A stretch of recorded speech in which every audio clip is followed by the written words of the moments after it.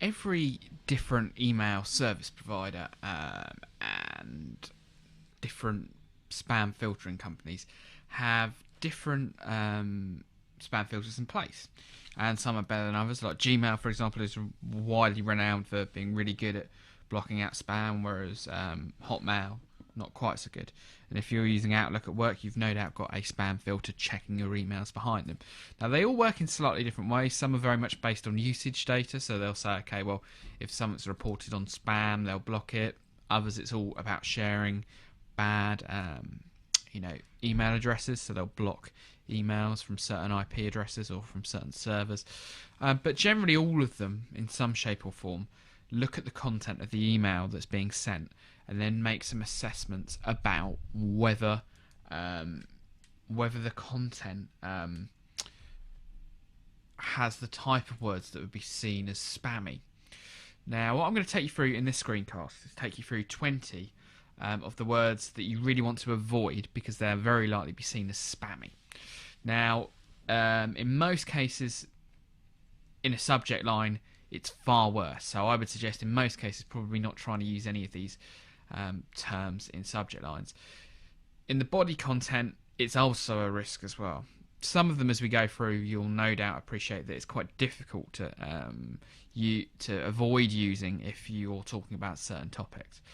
But I would recommend at least having a watch of this video, understanding what some of those 20 words are, and then next time when you're writing an email marketing newsletter, trying to think about whether you can change or at least avoid any of these words being used. Now, first up is free. Now, if you ask anyone to name a word that in a subject line is a bad idea, free is it. Now, I've used complimentary in the past to alternate between that, but again, it doesn't take a genius to work out that the spammers are equally going to be using synonyms there as well. So it's a danger, but if you are indeed giving something away for free, it's a difficult one to work around. So what I would suggest is if you are giving something away for free, don't mention it in the subject line, really, because it will probably send it straight to the spam box. Try and think about other ways of phrasing free offers. Next up is % off, and this can be with the symbol or with the word. Now, discounted emails, are frequently flagged as spam, and the worst spam will often talk about discounted products as well. So therefore, be aware, particularly in the subject line, that you may think by talking about discounts in the subject line that 20% off, 50% off, 75% off would help you increase open rates. Well, that's probably true, but what you've got to bear in mind is it doesn't matter how good your open rate is if you go straight to the spam box. Winner is another option as well. Now, we've all been on websites where the banner advert pops up saying you're the 10 millionth person to visit this site, you're now a winner. That's also very commonly a key phrase to avoid. Competition is not quite so bad as winner. So if you want to say, competition or contest, that tends to be not quite so bad, but winner is one of those words that very, very frequently are flagged up as a spam-related word. So, if you're sending a specific email to a winner, and you want to acknowledge that they're a winner, maybe send that outside of your email marketing package because you'll probably be more likely with a proper email address to get through those spam filters. And visit our website. Now, this is one that is a shame, really, that it's considered in such a negative fashion, because more often than not, the purpose of your email is to drive traffic to your site. But what this probably means is, and it's a good thing, I think, to a certain extent, is that it should try and encourage you to be more subtle in your approach where you're trying to direct people towards your site. So have call to actions that are genuinely specific to that email newsletter and to the campaign that you're carrying out. Just saying visit our website is probably a little bit too generic, truth be told. So try and think about something more specific that you can write in your email newsletters to try and get people to click through to your site rather than just saying visit our website. Subscribe, again, is another one of those ones where, unfortunately, some of the most commonest, obvious calls to actions are now being seen as spammy indicators. Now,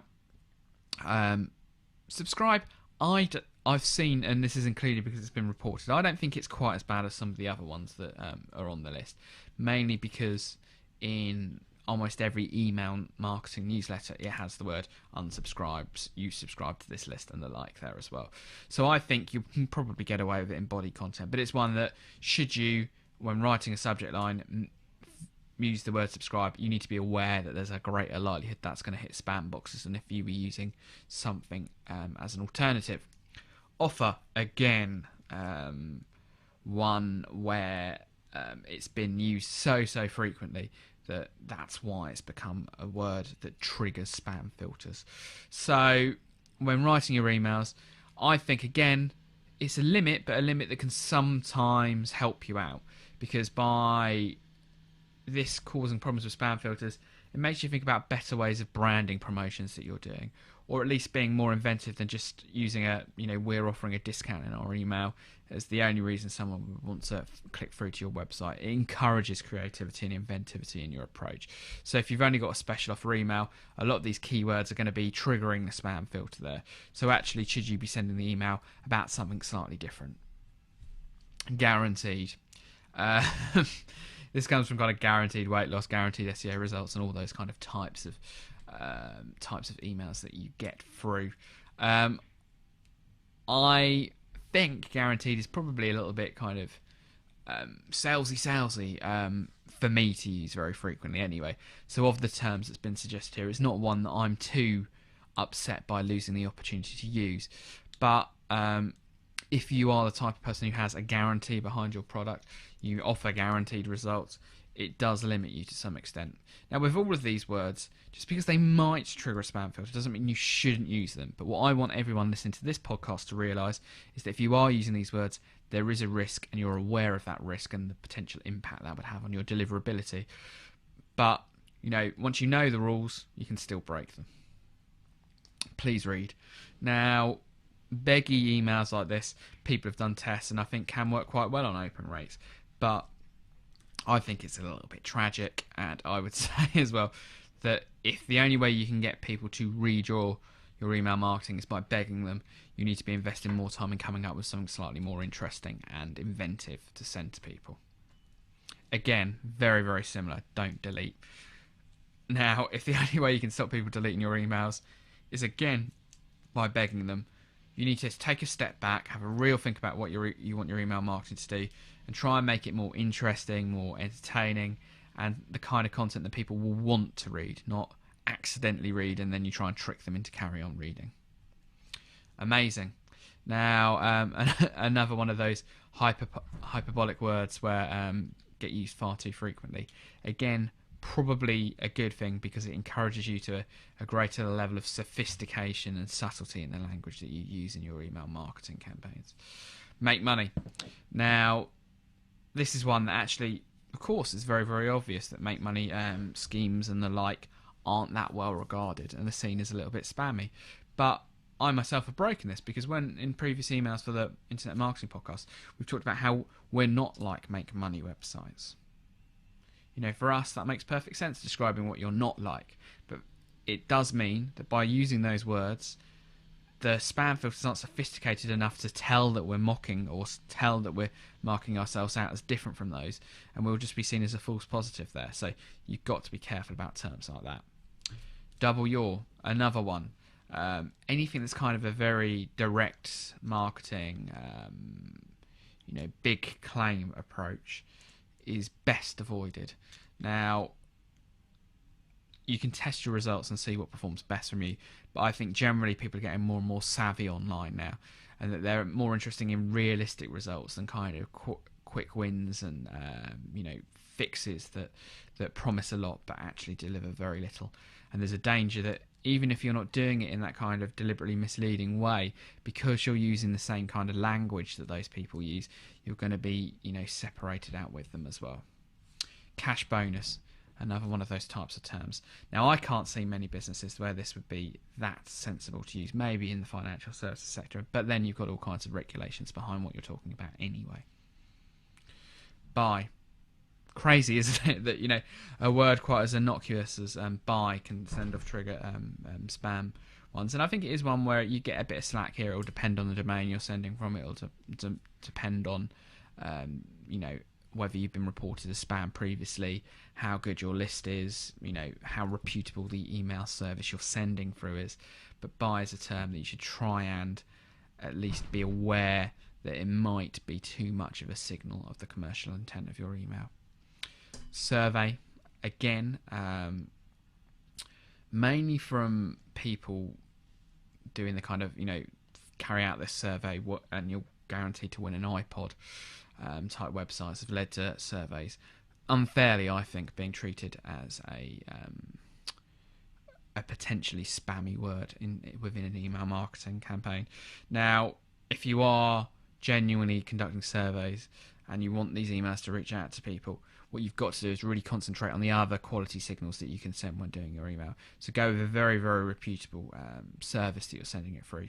Consider some of the checks that they allow you to do, so you can use your own email address and the like to improve the credibility of your email campaign. And also, it's maybe worth investing. Most of the major email marketing platforms have some pretty good spam testing tools that will show you whether you're going to trigger spam filters.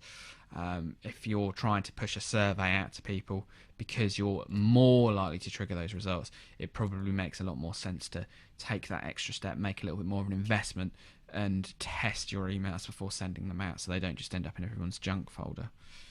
Deal the same. Be aware that a lot of these kind of promotional words have a danger associated with them. Gift the same. Putting prices in subject lines, particularly in subject lines rather than in body content, it's not so bad in body content, can be a little bit risky, particularly if you kind of go the save dollars and put dollar, pounds, that kind of thing is very likely to be flagged. Limited time. Again, this kind of slightly more high-pressured sales approach does run the risk of triggering more flags from a email spam point of view. But offers like limited time and restricting, adding scarcity to your product might potentially improve your click-through rate and your conversion rate. So be aware that just because some of these might reduce your deliverability doesn't necessarily mean that it'll reduce the overall effectiveness of a campaign. It's a balancing act that you've got to make between the two there. Now only, very similar to the previous one. So that's the top 20 words that I've said there that you should be aware of, that there's a danger by using them. You might be flagged as spam when sending email marketing campaigns. Now, there will be situations where you have to use those words. But if you're doing everything else right with your campaign, you might still make it through the filters. But at least by being aware of the danger of being marked on spam for using these words, you can be a little bit more intelligent and try and avoid using them wherever possible.